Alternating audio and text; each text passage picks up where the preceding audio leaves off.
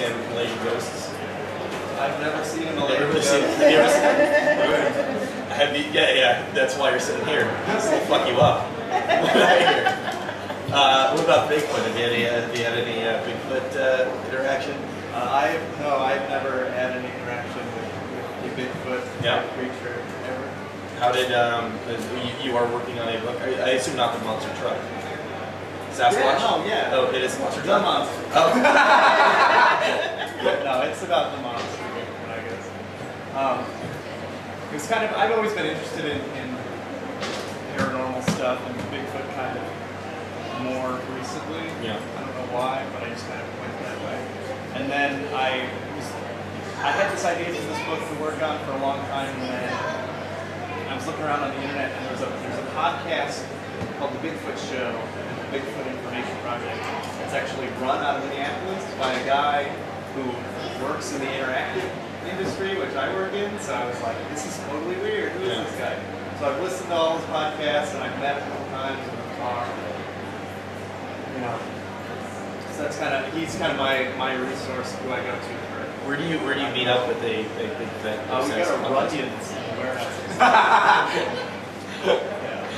But it was just, I mean, so you're basically sort of milking him for information for this book you're working on? Yeah, I mean, I ask him about stuff, and then I do, you know, he's told me a lot of books to read and to look up. So are you interviewing people who've actually seen Bigfoot? I guess I don't formally interview because I'm too lazy to take Sure. to do anything, but I went, he told me about this conference in Texas that happens every year. So last year I went to Texas to go to a Bigfoot conference. Wow. Surprisingly not very much like a comic book. I thought it was just kind of Bigfoot. People probably look the same, right? A little. But I was like, oh, I've been to comic book. I know what's going on. Sure. It was very strange. What is? I mean, there are like tables, like there were some merch tables. People were selling books and stuff, but most of the time, like we basically sat in an auditorium and listened to lectures. It's a symposium. Yeah. Of Bigfoot. It was like 10 hours, just like Jesus. Speaker after speaker after speaker. Yeah. But nobody gave anything. Like no evidence was Is there a consensus? Is it extraterrestrials? Oh no, like that here. I heard there are a lot of UFOs like spotted in the mainstream Bigfoot community. If you bring up UFOs related to Bigfoot, you are considered a joke. You do not know what you're talking about. Okay. Like this thing is to them. I personally don't believe it, but to them it's an unknown primate. Yeah. Only lives like in maybe 2 or 3 places in the country. There's potentially, you know, there have been sightings of Bigfoot on every continent, like throughout history. Yetis. So like, I mean, this thing exists somewhere in the mind of humanity. Yeah. Somewhere, but to these people, it's a real animal. It exists. It's just an undiscovered primate. I guess logistically, you've got to have a base number of big feet. Bigfoots? What? In order for them to propagate, right? There's got to be a certain number of them walking around. Well, and I mean, there are. I guess I don't know which ones of them are scientists or researchers. I mean, everybody's a doctor at something. At these things. And I don't mean to make them sound like they're not like smart, intelligent people. They are. They're all a lot smarter than I am. But like, yeah, there are people that like have done the math to figure out. Okay, there's only this much like viable habitat in the United States for this thing to live in. Like, it would have to eat this. It would have to like. What do they eat? What are Bigfoots eating? Like roots. Grubs. Yeah, like I mean that's the debate though. Like they go on and on and on, like on and on and on. Like people say no, because it has to be completely a vegetarian. Like This is like a 7-foot-tall ape creature, and you can't kill a deer.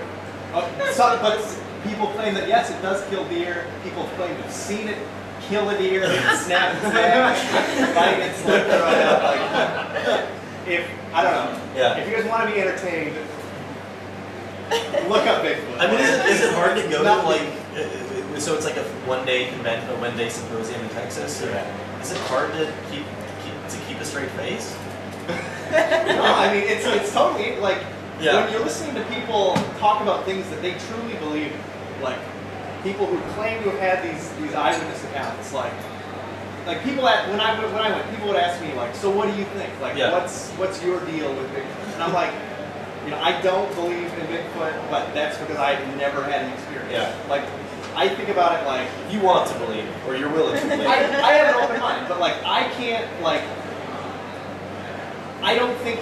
I guess I can't tell you what you saw or didn't see. Yeah. But you can't expect me to believe it. Like that's my mind. That's fair. Like yeah. you saw what you saw. I can't tell you that what that happened or not. But the rest of the world needs some evidence.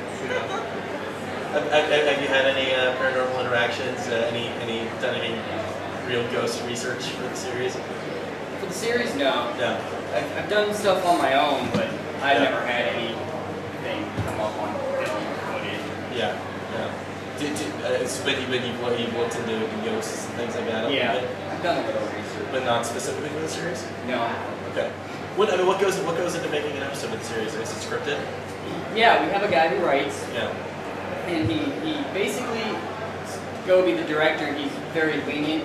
So the guy writes out like a skeleton script of stuff, and then we kind of improv with one another, so it gets more of a realistic feel to it. Yeah.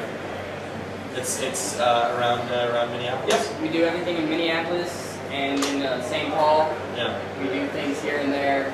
We shot in some locations. We did one in Mounds Theater, which is supposedly haunted. Okay. We've done a scene there. We have about 4 episodes up on Ghostbusters911.com right now. Is it as somebody who's not from the area? Are there a lot of hauntings in Minneapolis? Are there particularly haunted places? No. No. So can you talk a little bit more about the ghost anthology? So you said it's not specifically about ghosts. What's the conceit? Well, it is. I mean, it is about ghosts, but I just wanted to let people take that in any direction that they wanted to. Yeah. There's a story about dinosaur ghosts.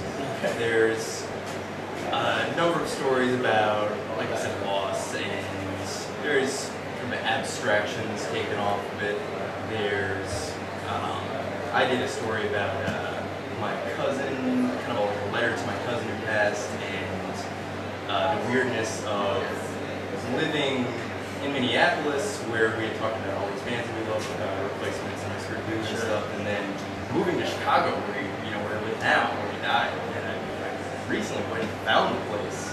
So just this idea of, kind of specters. Was that the inspiration for the anthology? That specific story? Yeah, it was part of it. Yeah, and also the fact that it's a benefit for drug addiction treatment facility. So I, was at a lot of different reasons for doing that, mainly self-serving actually. But yeah. Is it hard getting those sorts of stories out of people? No, because it was such a loose theme, and I wanted people to be able to do anything that they wanted to do. Yeah. Sarah Norman interviewed someone who does ESP, communicates with ghosts. Sean Lynch did a story about Amanojaku, which is a Japanese spirit. Let's see. Toby and Maddie Carapel, these are my favorites. Their boyfriend and girlfriend were here today, and they did corresponding stories about the same event, but you get a different viewpoint. And Toby's, of course, is Toby completely neurotic and obsessed about how he's being such a terrible boyfriend. And what was the event? The event was the death of a family member, and so to get those different takes on it was really interesting. Yeah. Was it catharsis for people? Yeah, a lot of people got involved because they had similar experiences that I did. A lot more people than I thought. I was able to get in touch with a lot of artists who I respected the hell out of, who I didn't think would necessarily be down for doing something that coworkers would pay. So I really appreciated it. But when they came out and they said, I had such and such experience, so that was really cool. And a couple actually, a bunch of the artists are here today. John Porcelino and Zach Sally and Will Dinsky. Just a lot of people from the Minneapolis crew are on the board and stuff. Does it become jokey when people start talking about ghosts and specters and things like that? No, I don't think so. Yeah. You mean in general? Well, just your experience having. No, I think people have a strong attachment to past and history and ghosts, whether it's a metaphor or something real. I think it's something that culturally strongly for people, especially in our culture, that's kind of, we don't really live on myths anymore. A lot of people aren't religious. I'm not religious. And these are some of the last kind of remnants of folk tales and connections, like, you know, the common these connections to this world that explains something in another kind of logic that taps into, like, you know, the back, like, reptile part of our brain that we can't get to in other ways. What about contacting these spirits through a Ouija board? I mean, you're right. It's a Milton Bradley. It's a Right. toy, you know, it's like something that you can go to Toys R Us and buy. Exactly. Well, and the board we were using was glow in the dark. I mean, it was definitely gimmicky. It wasn't, you know. To be quite honest, I mean, the stories were fun. They were entertaining. It made for good creepy evenings, you know, in Nantucket. But me personally, I never got an experience out of the board that proved to me unequivocally that it was anything more than the ideomotor effect. You know, we didn't contact anybody with, you know, and with like a name and a date that we could verify later on that this was a real person who existed and the story they told us was true.